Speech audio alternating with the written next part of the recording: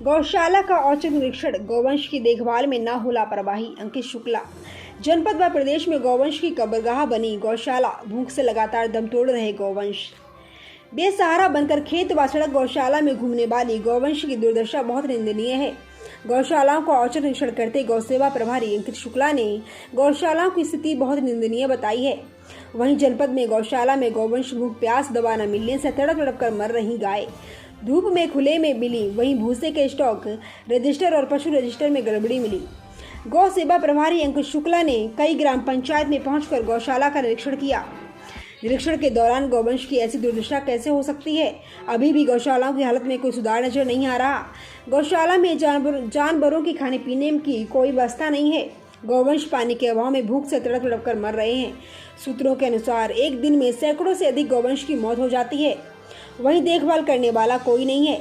खुले में मरे पड़े गौवंश को चील कौवे कुत्ते नोच नोच कर खा रहे हैं। कुछ गौ माता भूख प्यास की वजह से भी फिर नहीं सकती, जिन्हें कुत्ते नोच कर खा रहे हैं। आखिर कब बनेगा सपनों का उत्तर प्रदेश? उन्होंने गौशाला में गौवंशों की हालत व उनके इलाज, साफ सफाई, भूसा, हरा चारा, दाना व अन्य अभिलेखों को देखा। उन्होंने वहां पर मौजूद सेवादारों से बातचीत की। निरीक्षण के दौरान गौशालाओं में कई कमियां मिली। गौशालाओं में मिली कमियों व वहां फैली अव्यवस्थाओं को लेकर गौ सेवा प्रभारी अंकित शुक्ला ने नाराजगी जताई। गौशाला में निरीक्षण के दौरान गौशाला के पास जगह खाली पड़ी है, उसमें फेंसिंग कराकर चारागाह के लिए प्रयोग किया जाए तथा गौशाला में पीपल, पखार, बरगद जैसे छायादार वृक्ष भी लगवाए जाएं। उन्होंने कहा कि चारागाह के पास जो खड़ंजा सही नहीं है, उसका मरम्मत कराकर ठीक कराया जाए। सेवकों के लिए उन्होंने निर्देश दिए कि हमारी टीम निस्वार्थ सेवक के रूप में गौवंश सेवा करने को आगे है। साथ ही गौवंश को सड़क व खेत से जनपद के कुछ गौशालाओं वह कोई ऐसा गौशाला दिया जाए स्थायी, जहां पर यह सब गाय बांधी जा सके। जनपद में सड़क खेत मुक्त गौवंश बनाने का संकल्प लेकर निकल चुके प्रभारी अंकित शुक्ला शासन प्रशासन की मदद मिलेगी तो जनपद ही नहीं पूरे प्रदेश में काम करने का कार्य करेंगे। प्रभारी अंकित शुक्ला ने बताया कि हमारी टीम बहुत ही सक्रिय है। अभी भी 751 गौवंश की दवा चारा सेवा कर चुके हैं, आगे भी कर रहे हैं। आप अपना नाम बता दीजिए। मेरा नाम अंकित शुक्ला है और हम पूरे जनपद व पूरे प्रदेश में अभी जैसे बेसहारा पशु जैसे सड़क पर और खेतों में घूम रही हैं, उनको लेकर हम लोग एक मुहिम चला रहे हैं कि जैसे कि हम कहते हैं कि जनपद में जितने हमारे सरकारी कर्मचारी हैं वो कार्य नहीं कर पा रहे, तो वो लोग हमें एक जिम्मेदारी दें जो वो एक महीने में नहीं करते हैं, हम एक 15 दिन में करके दिखाएंगे। क्योंकि हमारी टीम इतना आगे रहती है, उस टीम को हम लोग इतना प्रेरित करते हैं और जोश और जज्बा है, जिस चीज़ को लेकर हम लोग अपने जनपद व प्रदेश में पूरे कार्य करने का काम करेंगे। और पूरे जनपद ही नहीं, हम लोग देश में भी काम कर सकते हैं। पर हम लोगों सिर्फ एक मांग है कि सरकार से कि हम लोगों को भी कोई ऐसा आइडेंटिटी कार्ड बनाया जाए, जिससे हम लोग कभी कहीं गौशाला में जाएं या किसी गाय को पकड़ने जाएं तो हमें लोग ये ना सोचें कि नहीं, ये हो सकता है कि गौ हत्या करने के लिए तो नहीं पकड़ रहे हैं।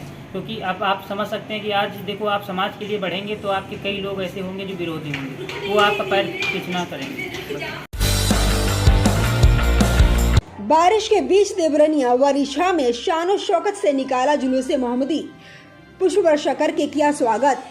देवरनिया पैगंबर इस्लाम हजरत मोहम्मद साहब की यौम मिलादत का जश्न ईद मिलादुल नबी बराफात रविवार को पूरी शानो शौकत से मनाई गई। लगातार हो रही बारिश के बीच आशिक़े रसूल के दीवाने जुलूस लेकर निकले तो देखने को लोगों की भीड़ उमड़ पड़ी। कस्बा रिछा में जुलूस जामिया अरबिया फैजुल रसूल से निकला, जो पूरे कस्बे में घूमता हुआ वापस ही समाप्त हुआ। नगर पंचायत चेयरमैन पुत्र सैफ तनवीर ने जुलूस पर पुष्प वर्षा करके स्वागत किया। दूसरा जुलूस मदरस शाह उम्मन से मोहिनुद्दीन के नेतृत्व में निकला। इसके अलावा कस्बा देवरनिया में जुलूस बड़ी मस्जिद तक निकला, जो बरेली नैनीताल 4 लेन होता हुआ मजार तक गया। यहाँ आला हजरत डिग्री कॉलेज के प्रबंधक सुनैन रशा खां उर्फ सेठी, नगर पंचायत चेयरमैन प्रतिनिधि हसनैन रशा खां व चेयरमैन पति हाशिम इकराम रशा खां ने जुलूस का स्वागत किया। घरों व मस्जिदों को आकर्षक ढंग से सजाया भी गया। इसके अलावा ग्रामीण इलाकों में भी जुलूस निकाला गया। इस दौरान मुफ्ती शमशाद मंजरी, मौलाना असीमुल कादरी, हाफिज मुबीन, हाफिज शराफत, मौलाना लाइक, मासूम अली, मुफ्ती तहसीन आदि प्रमुख लोग मौजूद रहे। ईद मिलादुन्नबी के मौके पर जुलूस मोहम्मदी का जुलूस निकला। जनपद अयोध्या में मोहम्मद साहब के जन्मदिन के उपलक्ष्य में जुलूस से मोहम्मदी का जुलूस निकाला गया।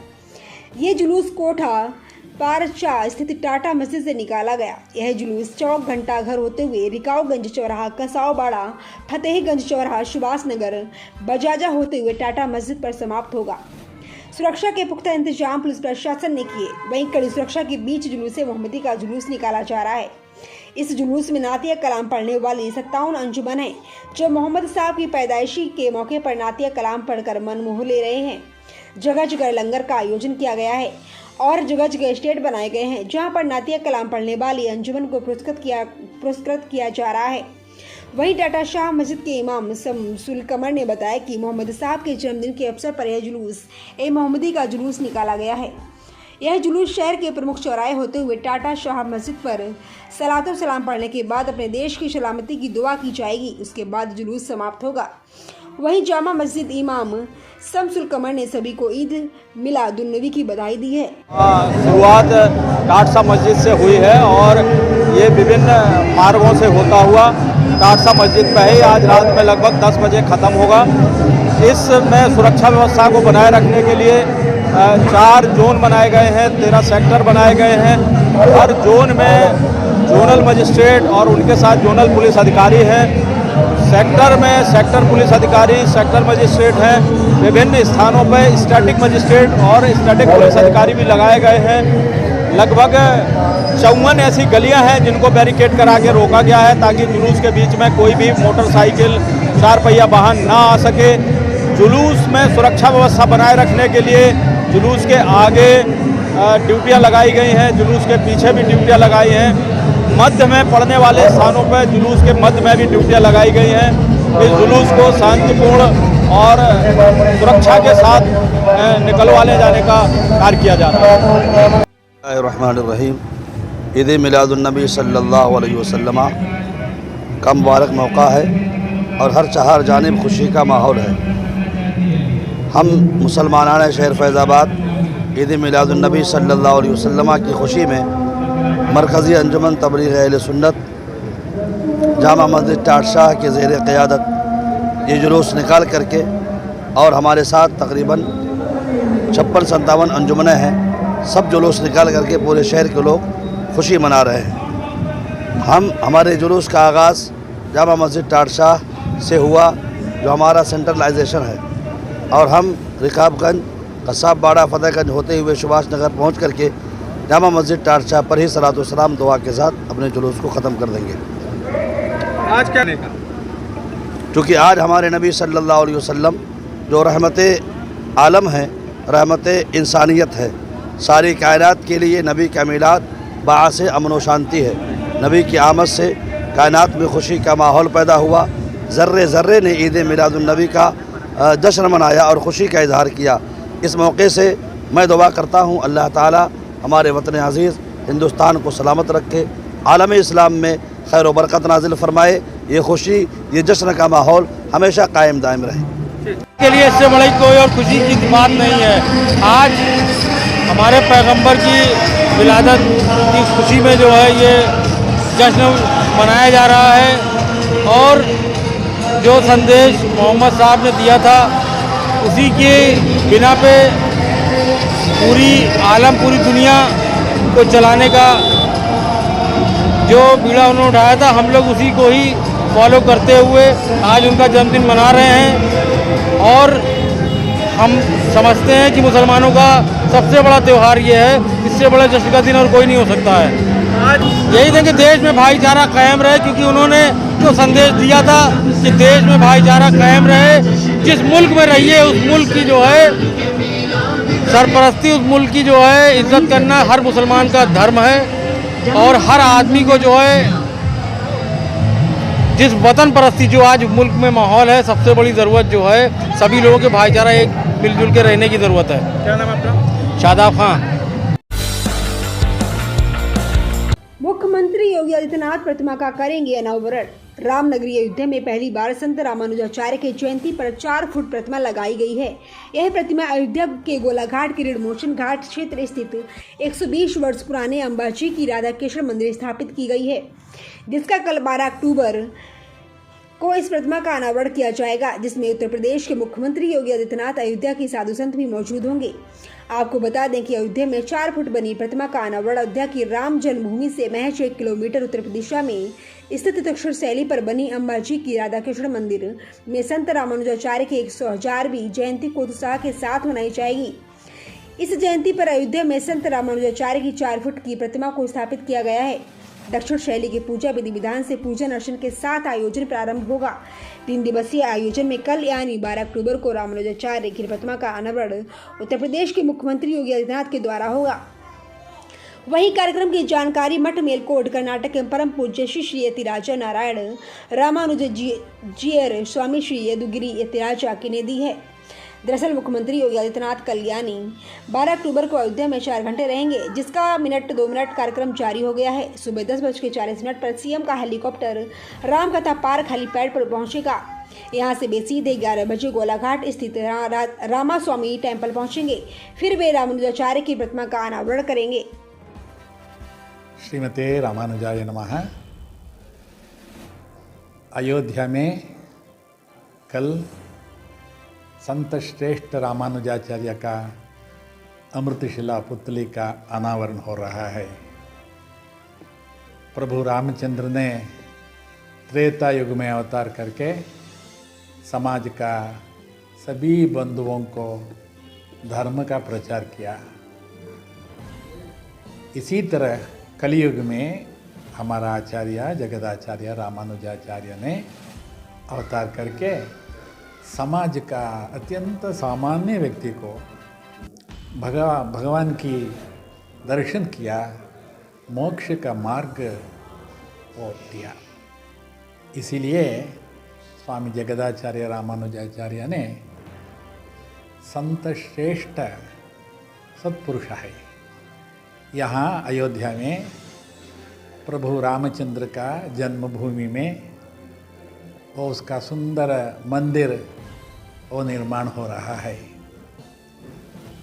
इसी हमने आचार्य रामानुजाचार्य से स्थापना हुआ वो यदगिरी यतिराज मठ का शाखा यहाँ प्रारंभ करके यहाँ आचार्य रामानुजाचार्य का अमृतशिला विग्रह को कल स्थापना कर रहा है।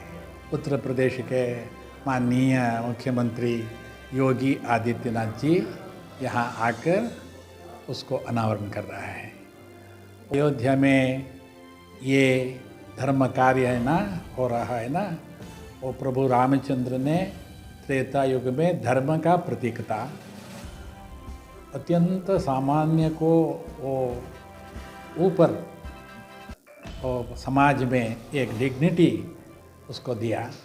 इसी तरह हमारे आचार्य रामानुजाचार्य ने कलयुग में अत्यंत सामान्य व्यक्ति को भगवंत दर्शन किया।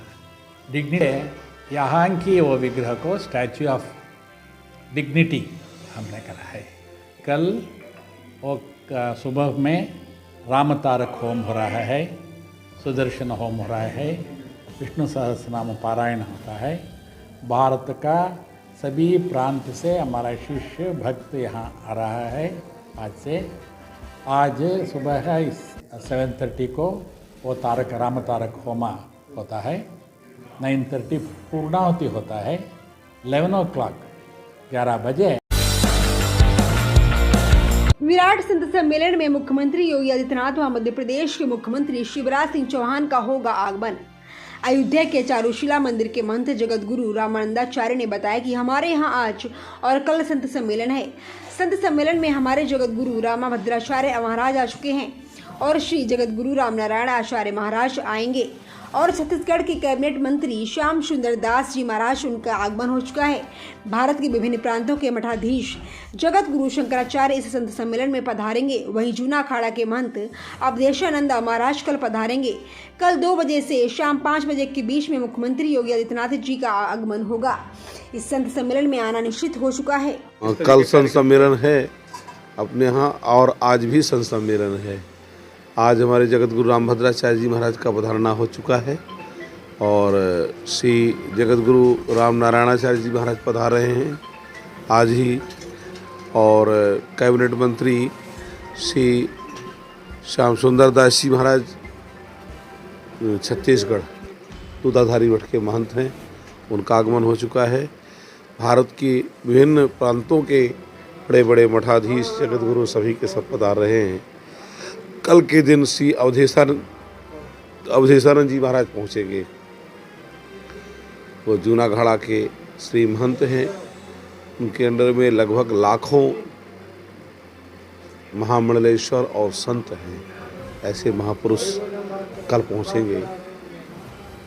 साथ ही चिन्मयानंद जी महाराज,